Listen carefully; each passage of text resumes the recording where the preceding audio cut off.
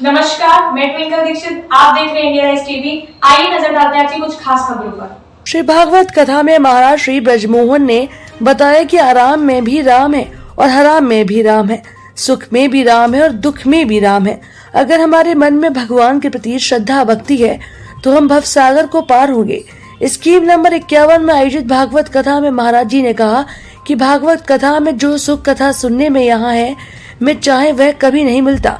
यहाँ पर आकर भक्त चैन की नींद सोता है, दुनिया के सबसे दुख भूलकर भगवान की भक्ति भाव में लीन हो जाता है, फिर बिन मांगे सब कुछ पाया जाता है। श्रीमान महाराज ने आगे कहा कि भागवत कथा द्वारा हमारी पितरों की आत्मा को भी शांति मिलती है। जो भी भक्त भागवत कथा सुनता है, वह जहाँ भागवत कथा होती है वह स्थान पवित्र धाम हो जाता है।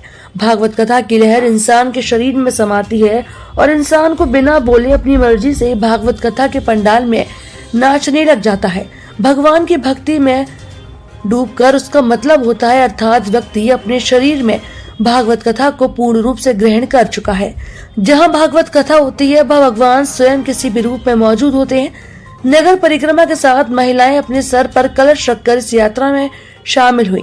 यह भागवत कथा श्री नारायण जी साहू के स्वर्गीय पुत्र सतीश की स्मृति में करवाया गया। इसमें मुख्य रूप से वरिष्ठ महाराज पुरुषोत्तम जी शामिल रहे, जिन्होंने अपनी देखरेख में पूरे कार्यक्रम का आयोजन करवाया।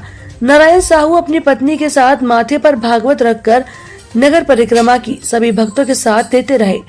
भगवान महाराज ने कहा कि लोग पुत्र मोह में इस कदर डूबे हैं कि एक पुत्र के लिए कुछ भी करने को तैयार हैं।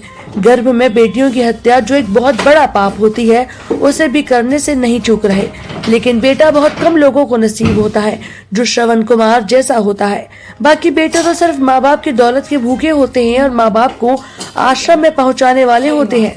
बेटियां दोनों घर की अनमोल दौलत होती हैं, तो दोनों घर को सबको सहकर घर को संभाल लेती हैं।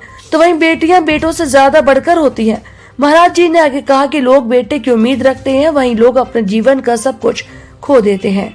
इंदौर इंडिया राइज टीवी से वरिष्ठ संवाददाता गणेश सोनी की रिपोर्ट।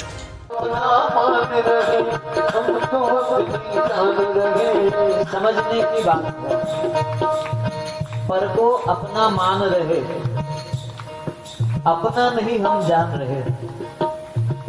जो अपना है उसे हम अपना नहीं मान रहे और पराये को आप अपना मान रहे। तो अपना कौन है? तो वास्तविक रूप से अपना कौन है? गहराई से सुनिएगा, शब्द पर गौर कीजिएगा। अपना अपना नहीं हम जान रहे, पर को अपना मान रहे। अपना नहीं हम जान रहे, पर को अपना मान रहे। अपना अपना हुआ नहीं, सपना अपना हुआ नहीं। अपना अपना हुआ नहीं, सपना अपना हुआ नहीं। और अपना अपना हुआ नहीं, सपना अपना हुआ नहीं। क्यों? ताजा खबरों से जुड़े रहने के लिए हमारे चैनल को सब्सक्राइब, लाइक, बेल आइकन दबाना ना भूलें। धन्यवाद।